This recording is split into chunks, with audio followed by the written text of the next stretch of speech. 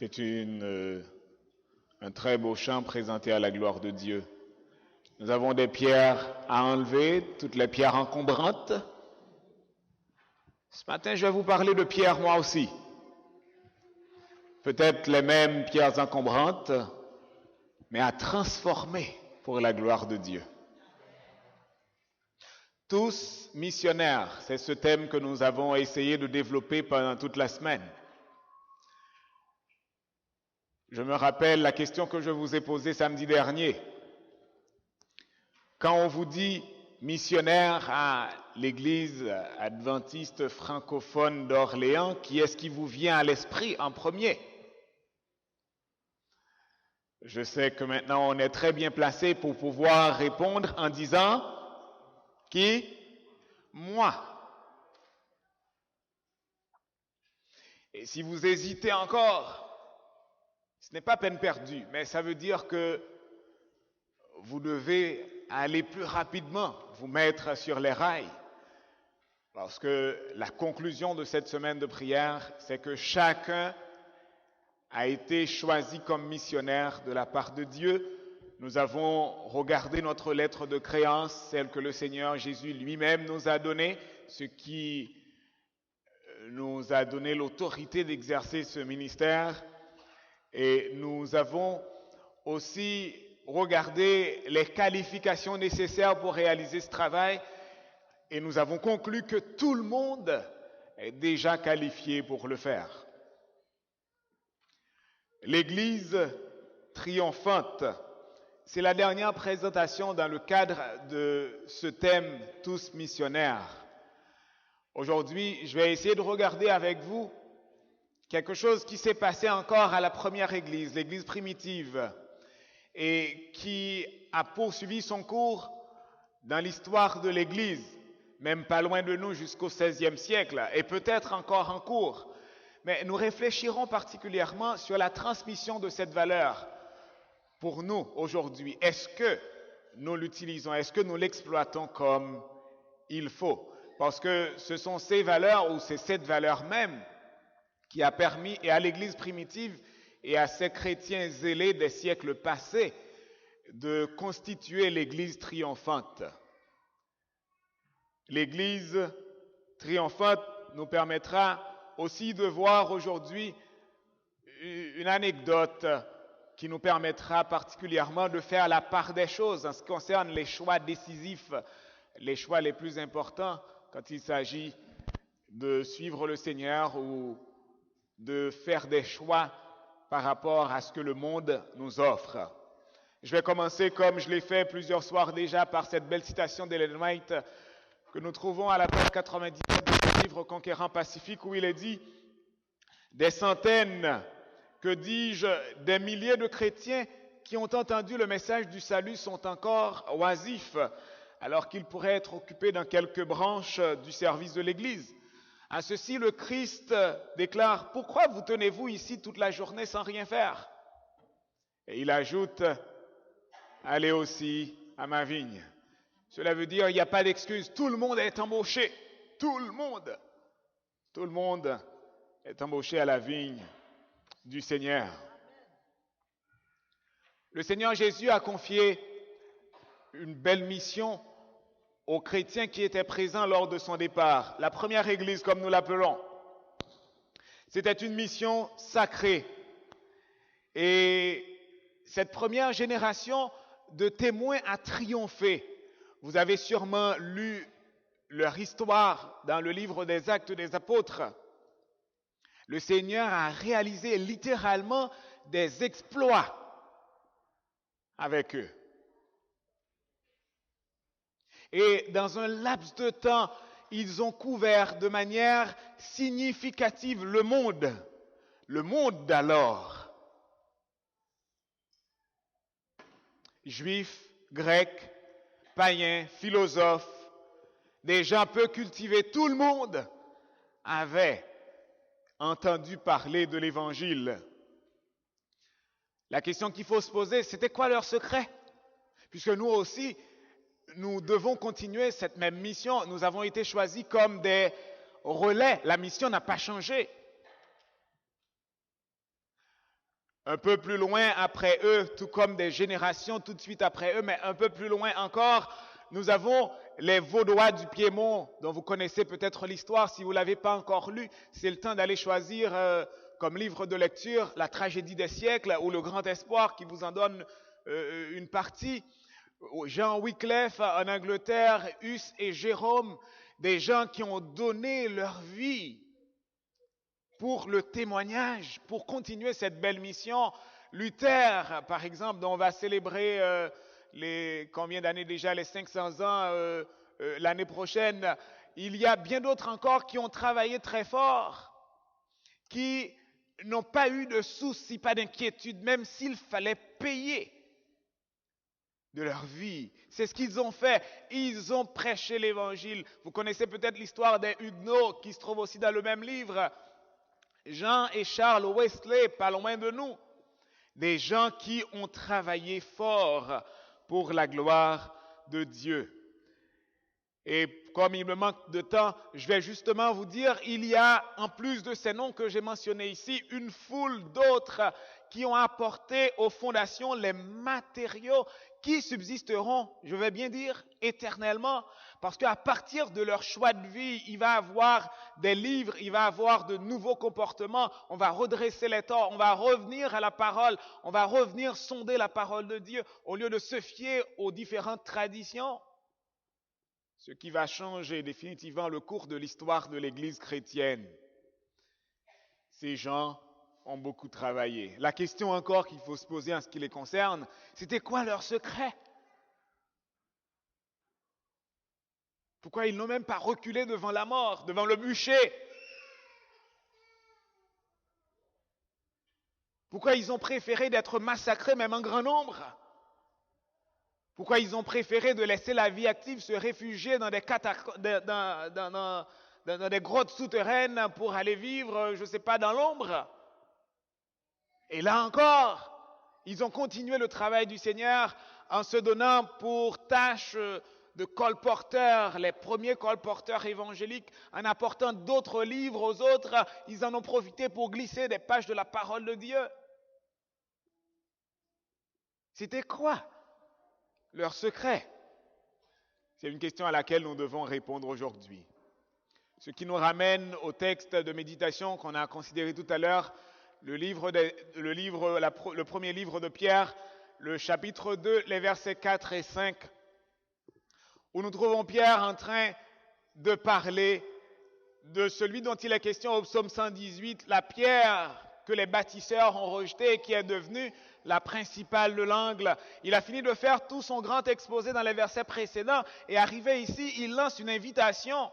Il lance une invitation à ses destinataires et à nous aussi, puisque cette lettre a été destinée à nous aussi.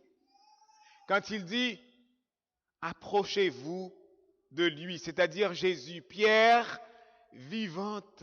Voulez-vous lire ce texte avec moi?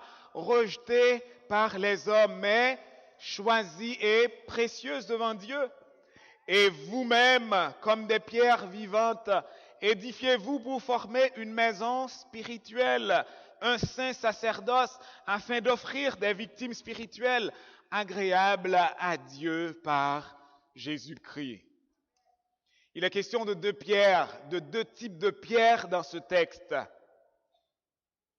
Une pierre désirée par tous, la pierre vivante, Jésus-Christ, la pierre précieuse. Et peut-être d'autres pierres dont tout le monde voulait se débarrasser, des pierres encombrantes. Mais que Pierre invite, que l'apôtre lui-même invite à une transformation par le contact, par le simple contact de Jésus. Que faut-il comprendre de ce texte-là? 1 Pierre 2, 4, 5.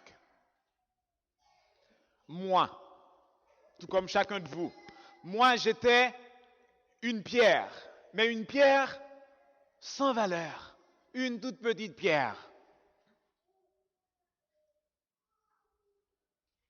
J'étais une pierre comme toute autre pierre, inerte, c'est-à-dire j'étais mort, sans rien de sérieux, sans rien d'important en moi. Et je passais aussi inaperçu Pourtant, dans ce même texte, ou un peu même avant, au verset 4, l'apôtre parle de la pierre importante, la pierre précieuse, la grande pierre, au point qu'on l'appelle plus pierre, on l'appelle plutôt le roc. Ce Jésus qui est la pierre précieuse est aussi la pierre vivante. Je sais que les géologues qui m'écoutent en cet instant diront, mais il n'y a pas de vie dans une pierre. C'est évident, une pierre est toujours inerte. Pourtant, ici, on parle d'une pierre vivante.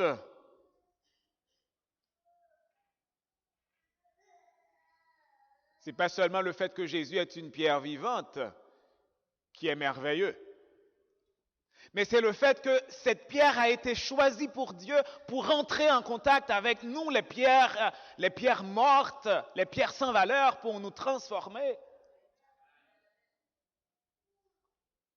Vous ne vous êtes peut-être pas encore posé cette question. Quand Pierre dit « la pierre est précieuse », c'est correct, c'est complet, l'idée est complète en elle-même. Mais quand il a dit « choisi par Dieu », choisi pour faire croix,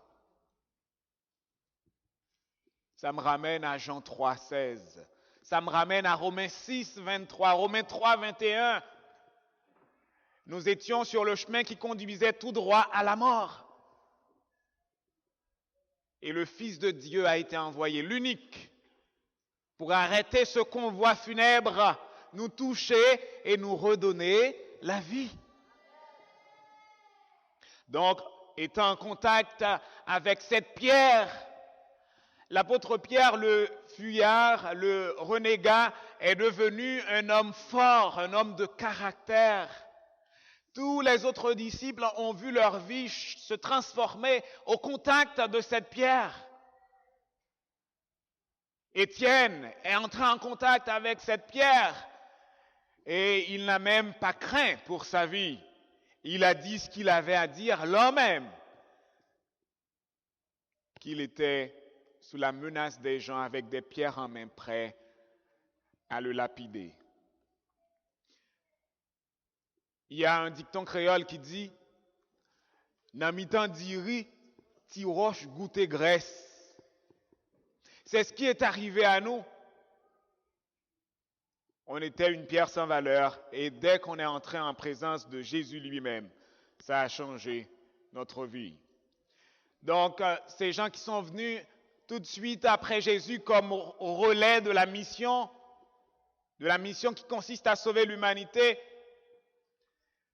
ils ont choisi avec soin leur fondement. Et c'est ce qui est important. Ils ont construit sur de solides fondements. Ils ont construit non pas sur les dictons, non pas sur la tradition, non pas sur l'expertise des hommes, mais sur le rocher des siècles à lui-même, c'est-à-dire sur Jésus. Et comme ils étaient tout le temps en contact avec ce Jésus-là, ils étaient sur la pierre angulaire. Leur construction était solide et a su résister à toute tempête. Ça a défié toutes les persécutions. Et c'est ainsi que l'Évangile a été transmis jusqu'à nous aujourd'hui. Les Vaudois du Piémont, Jean-Hus, Jérôme, Martin Luther, tous les noms que j'ai affichés ici tout à l'heure et bien d'autres encore, ils ont continué sur ce même fondement, sur Jésus lui-même. Et ils n'ont pas reculé devant la mort. Donc les disciples qui ont triomphé employèrent les pierres qu'ils avaient arrachées au monde. Ils les ont apportées à Jésus et Jésus lui-même a transformé ces pierres qui étaient autrefois mortes en pierres vivantes.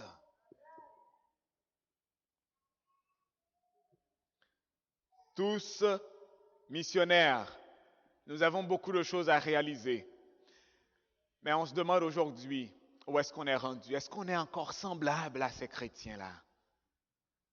Est-ce qu'on est aussi convaincus de l'Évangile qu'ils l'ont été? Est-ce qu'on est encore en contact avec la pierre angulaire?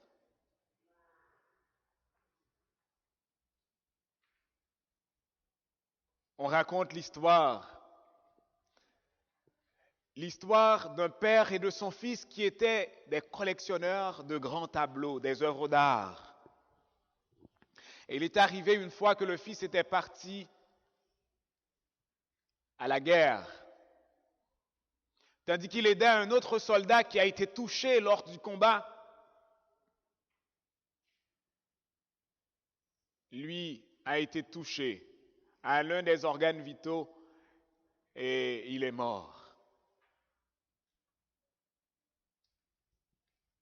Le soldat qui l'a sauvé s'est déplacé un jour et est allé frapper à la porte de ce père, maintenant sans fils, pour lui dire « Je suis ce soldat pour qui votre fils a risqué sa vie et c'est en essayant de me sauver qu'il a perdu sa vie. » Et il a dit au père « Je ne suis pas un grand peintre, mais j'ai moi-même peint ce tableau. J'ai moi-même fait le portrait de votre fils en guise de reconnaissance pour ce qu'il avait fait pour moi. »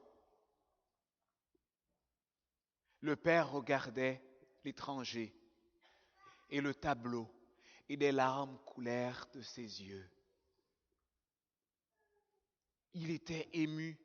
C'est parce que même si, selon l'autre soldat, dans son humilité, qu'il n'était pas un bon peintre, mais le père trouvait que le tableau était bien réussi et que les yeux étaient exactement les yeux de son fils décédé.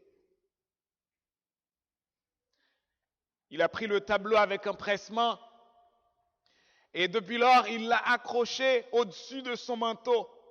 Le manteau, c'est la dernière chose que nous prenons quand nous quittons la maison et c'est la première chose que nous accrochons quand nous rentrons chez nous. Donc, il l'a placé à un endroit où il pouvait voir le tableau tous les jours. Mais en plus de cela, c'était un plaisir pour lui de montrer ce tableau-là à tous les visiteurs qui venaient chez lui, même avant de leur montrer les grandes œuvres. Le père est décédé et il a laissé ses dernières volontés. Il demandait à ce qu'il y ait eu une vente aux enchères de la collection qu'il a eue. Les gens se sont afflués, sachant que cet homme avait vraiment une bonne collection, pour s'acheter de beaux tableaux. Et les gens étaient là, ils avaient hâte à ce que la vente aux enchères commence. Et ils étaient là, ils attendaient. Quand le moment était venu, celui qui était en charge de la vente aux enchères leur a dit, nous commençons par une première offre. Ce tableau, c'est le fils du défunt, lui qui est décédé avant lui. C'était la grogne dans l'assistance. Mais pourquoi ce tableau-là? C'est qui l'auteur de ce tableau-là? Ben nous, on est venu pour voir autre chose. Pas ce tableau. Mais le commissaire en charge dit, c'est la première offre. Et c'est par celle-là que commence la vente aux enchères. Je vais faire une pause dans cette histoire pour revenir vers la fin. Donc si vous restez éveillés, vous en connaîtrez la suite. Nous avons aujourd'hui des défis, nous en tant que missionnaires. Des fois, c'est des choses qui sont là autour de nous que nous n'avons pas créées en tant que telles. Nous vivons dans une situation où presque tout est au rabais. On se contente du peu, du point de vue spirituel. Ce que j'ai déjà dit une des soirées passées. Mais il arrive aussi que même ceux-là qui luttent le plus font face à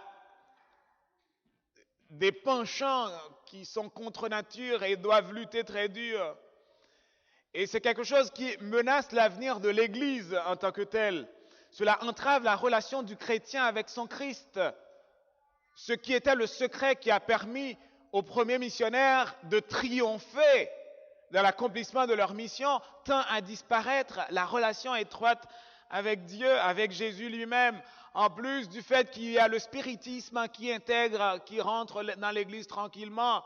C'était autrefois au dehors, maintenant ça rentre, le spiritisme qui fait rage. Il y a aussi des membres qui se baptisent et qui ne restent pas à l'Église, ou pire encore, il y en a bien d'autres qui sont là, mais qui ne savent même pas pourquoi ils sont là.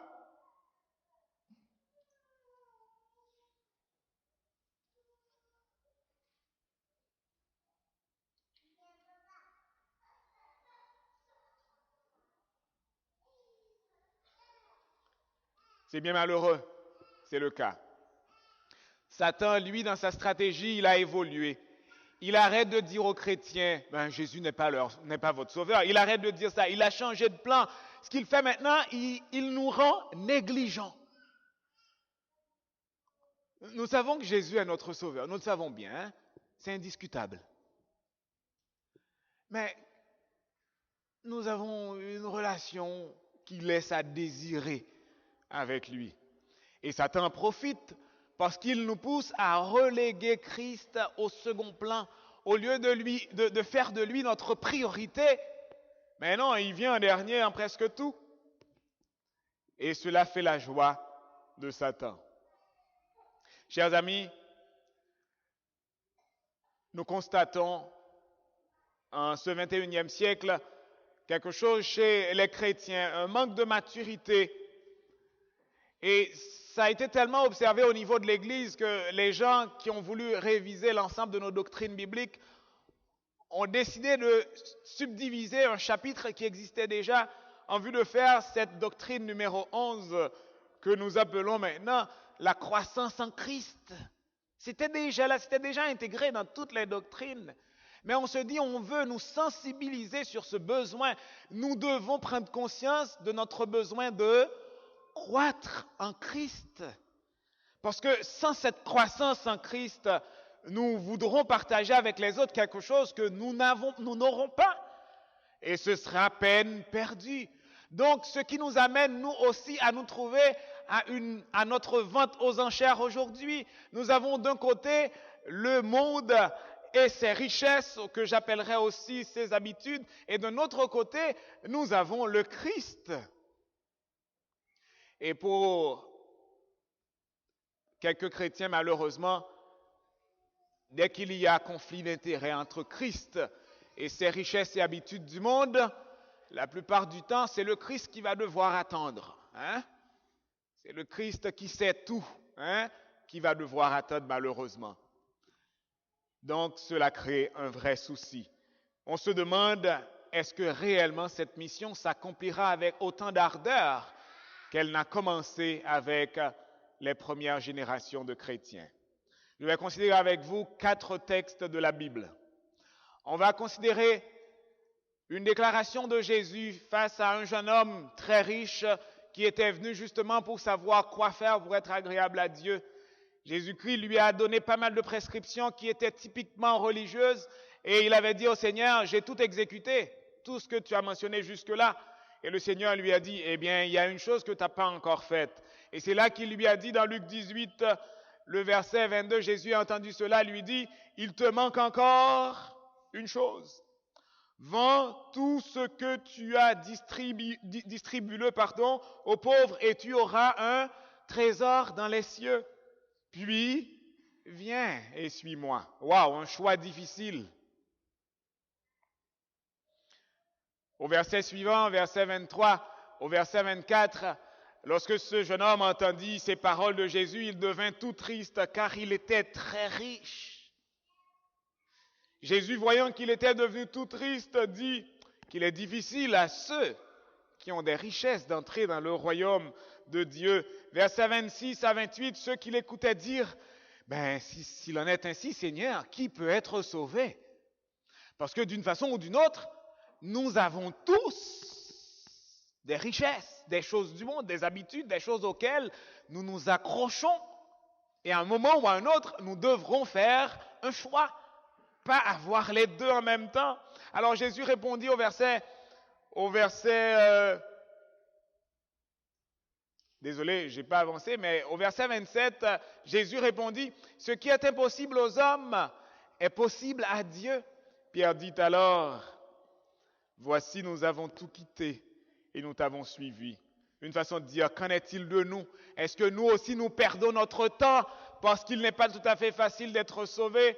Ou bien est-ce que nous avons fait le bon choix? Jésus leur dit, je vous le dis en vérité, il n'est personne qui, ayant quitté à cause du royaume de Dieu, sa maison, ou sa femme, ou ses frères, ou ses parents, ou ses enfants ne reçoivent beaucoup plus dans ce siècle-ci et dans le siècle à venir, la vie éternelle. Le choix peut être difficile, mais la récompense est excellente. Nous avons fini de considérer ce que Jésus a dit à l'homme. Mais il me semble que cela a beaucoup marqué l'apôtre Jean, qui lui était aussi présent lors de cette entrevue entre Jésus et ce jeune homme riche.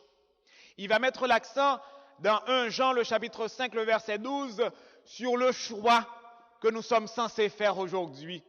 Quand il a dit, vous pouvez lire ce texte avec moi s'il vous plaît, il a dit, celui qui a le Fils a la vie. Celui qui n'a pas le Fils de Dieu n'a pas la vie. Ici, le discours est nettement plus clair. On n'a pas à interpréter ou à expliquer quoi que ce soit. Vous avez le Fils d'un côté, vous avez la vie. Vous n'avez pas le Fils de Dieu, vous n'avez pas la vie.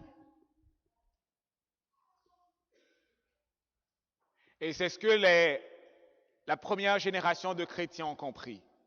Ils étaient des pierres mortes. Ils étaient sans valeur. Ils étaient des pierres encombrantes. Et ils se sont dit, pour avoir de la valeur, pour devenir une pierre précieuse nous aussi, pour devenir une pierre vivante, il nous faut le Christ, le Fils de Dieu. Et ils l'ont intégré partout dans leur vie.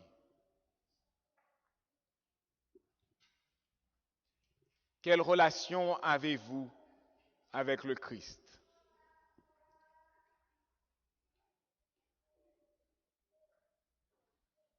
Est-ce que vous le rencontrez chaque samedi quand vous venez ici? Ou il fait partie de votre vie quotidienne? Est-ce que vous pensez à lui comme on pense au dépanneur? Juste au moment où il manque quelque chose, qu'il faut aller rapidement prendre et rentrer chez soi? Ou comme son meilleur ami avec qui on aime passer du temps, sans en compter?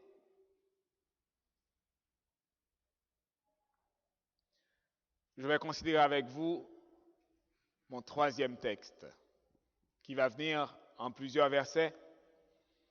C'est quelqu'un qui a développé, un couple qui a développé une relation.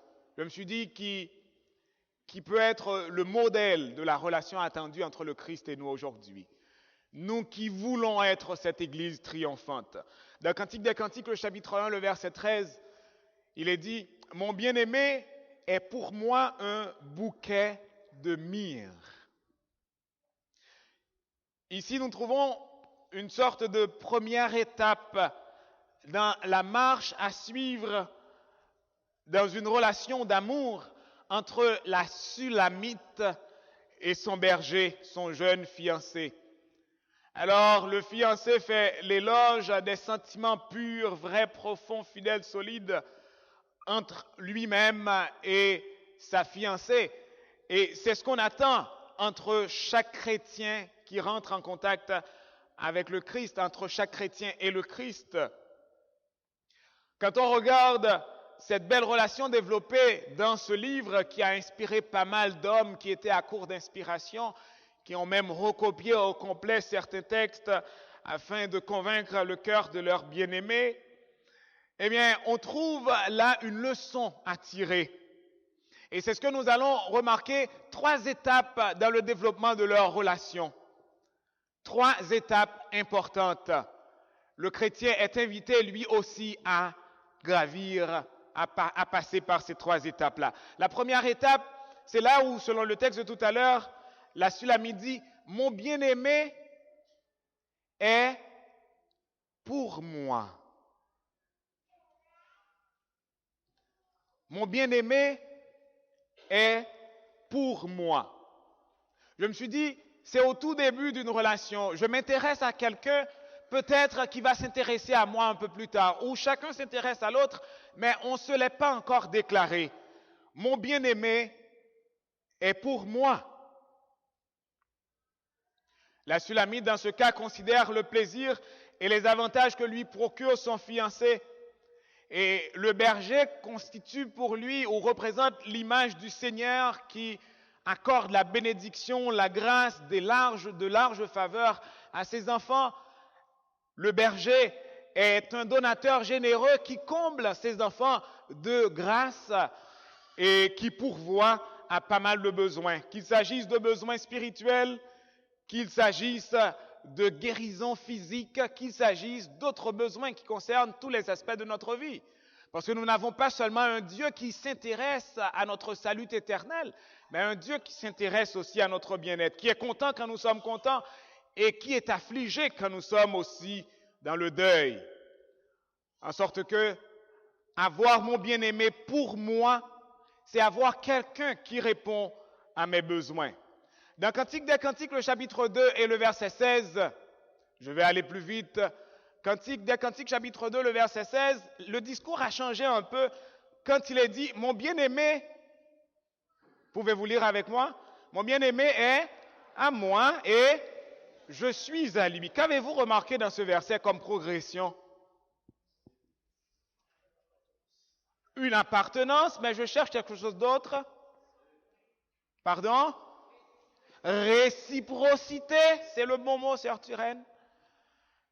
Mon bien-aimé est à moi, mais moi aussi je suis à lui. Donc c'est notre deuxième étape. On ne veut pas juste le bien-aimé qui est le dépanneur, comme je l'ai dit tantôt. Il me comble de bienfaits et je suis là. Si jamais il arrête de me combler de bienfaits, eh bien, je cherche une autre compagnie. Non, non, non. Je suis à lui, moi aussi. J'ai des choses à faire pour lui aussi. Je vais y aller plus rapidement. Il y a non seulement cette notion d'appartenance, comme Frère Sonny l'a souligné tout à l'heure, mais il y a aussi cet élément de réciprocité. Donc, chers amis, notre Seigneur et notre Dieu s'attend à ce que nous disions la même chose. Nous sommes à lui. Il s'attend à ce que nous le lui disions. Cantique des Cantiques 6, verset 3, là où nous trouvons notre troisième étape, il est dit, lisez ce texte avec moi, mon bien-aimé, je suis à mon bien-aimé et mon bien-aimé est à moi. Il y a une ressemblance entre ce qui est dit ici et ce qu'on a vu tout à l'heure au chapitre 2, mais ce n'est pas la même chose. Mon bien-aimé est à moi et je suis à lui. C'est une réponse que je donne à une demande qui a été formulée à mon égard. Je réponds à cela. C'est comme lorsque mon épouse dit « Chérie, je t'aime » et que je lui réponds « Moi aussi ». Ça veut dire, s'il ne me l'avait pas dit, je ne lui aurais pas dit en ce moment-là. Mais quand c'est moi qui prends l'initiative, ça fait toute une différence. Maintenant, c'est moi qui lui dis, je suis à mon bien-aimé. Ça vient de moi. Ça vient d'abord de moi. Ici, on parle d'une relation qui est arrivée à son plein développement, pleinement développée. Le bien-aimé, il est à moi, je suis à lui et moi, je suis à lui, tout comme il est à moi. Chers amis, je m'empresse de terminer. Notre Seigneur et notre Dieu veut que nous gardions une proximité avec lui pour tout ce qui concerne notre vie, tous les aspects de notre vie, spirituelle, physique, émotionnelle, tout ce qui nous concerne. Et il s'attend à ce que nous croissions grâce à notre contact avec lui. Une question à laquelle nous sommes censés répondre aujourd'hui, étant donné qu'il est une question de choix, il est une question d'abandonner certaines choses auxquelles nous sommes habitués depuis longtemps, c'est jusqu'à quel point consentirons-nous des sacrifices pour Jésus. Nous voulons être des missionnaires zélés. Nous voulons constituer cette Église. Nous voulons continuer à être cette Église triomphante par laquelle le Seigneur est passé à réaliser pas mal d'exploits. Nous voulons atteindre le monde puisque c'est à nous de le faire aujourd'hui. Mais la belle question, chers amis, c'est jusqu'où sommes-nous prêts à aller? 1 Jean 5, le verset 12. Celui qui a le Fils a la vie. Celui qui n'a pas le Fils de Dieu n'a pas la vie. Il existe aujourd'hui un café qu'on appelle le café décaféiné. Vous le connaissez, hein? Malheureusement, il existe aussi des chrétiens déchristianisés. C'est un constat malheureux. Des chrétiens qui n'ont plus Christ dans leur vie. Je ne sais pas, ils se rencontrent pour des activités sociales, mais ce n'est pas le Christ leur priorité. Je dois faire un examen de conscience aujourd'hui. Si jamais je trouve que je n'avais pas accordé la priorité à Christ dans ma vie, je dois lui demander aujourd'hui de me permettre de m'approcher de lui. Comme Pierre l'a dit dans 1 Pierre 2, verset 4, approchez-vous donc de lui, approchez-vous donc de la pierre vivante. Nous, pierre morte, approchons-nous afin qu'il nous transforme. En vue de terminer, revenons à notre histoire de tout à l'heure, à notre anecdote. Le commissaire dit, on commence par la peinture, le tableau du Fils. Et l'Assemblée dit, nous voulons voir les célèbres peintures. Sautez celle-ci. Mais le commissaire insiste, qui commence l'offre? Quelqu'un veut-il offrir $100 ou $200? Non, ça n'intéressait personne. Des voix en colère venaient de l'Assemblée disant, mais nous ne sommes pas venus pour voir cette peinture, nous sommes venus pour voir les grands maîtres, les Picasso, les Van Gogh, les Rembrandt. Nous sommes venus pour voir les vraies offres. Commencez par les vraies offres. Mais lui, il insistait. Le Fils, qui veut prendre le Fils? Non, ils ne sont pas intéressés. Finalement, une voix cria du fond de la salle. C'était celle du jardinier qui a longtemps été au service du Fils et du Père, maintenant les deux décédés. Alors pour lui, il estime que ça n'a pas fait honneur à la mémoire des défunts. Le fait qu'on laisse traîner la peinture qui avait autant de valeur pour le Père. Même si lui, il était pauvre, il ne pouvait pas offrir $100 ou $200 pour ce tableau. Il a osé élever la voix en disant, je donne $10 pour la peinture. Et chers amis, c'est tout ce qu'il pouvait se permettre. C'était un pauvre, comme je l'ai dit tantôt. Donc, les autres dans la salle ont dit, mais donnez-lui ce tableau pour $10, les $10, débarrassez-nous de ce tableau et passons aux choses sérieuses. Mais le commissaire dit, nous avons $10, qui offrira $20? C'est une vente aux enchères après tout.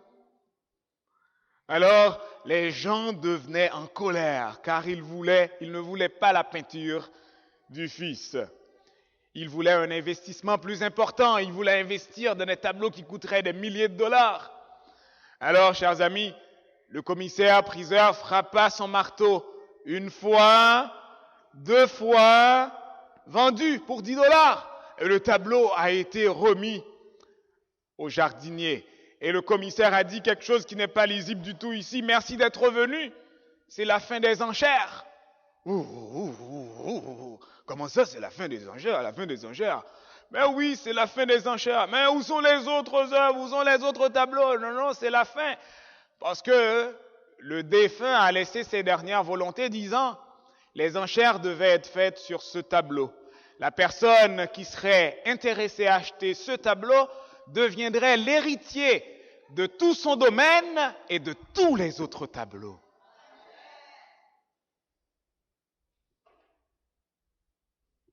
Le jardinier a pris le Fils et il a tout eu.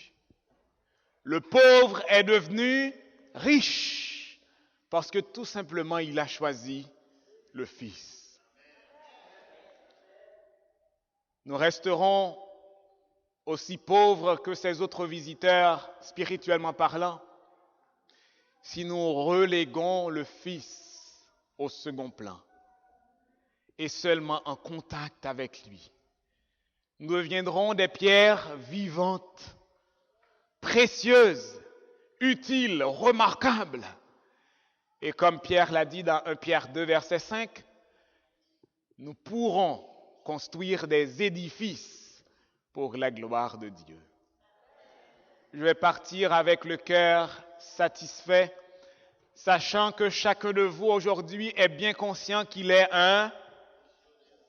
J'aimerais bien l'entendre plus fort, que chacun est conscient qu'il est un missionnaire et avec toutes les qualifications nécessaires. Vous n'avez pas besoin de diplôme venu de Birmingham University ou de Oakwood ou de Andrews University. Vous n'avez pas besoin de maîtrise, de doctorat ou même de certificat. Le fait que vous étiez en contact avec Jésus, vous avez un témoignage à raconter. Partez chez vous, racontez-le dans votre famille, racontez-le au travail, racontez-le partout et cherchez les gens qui se perdent et sauvez-les pour Jésus. Amen.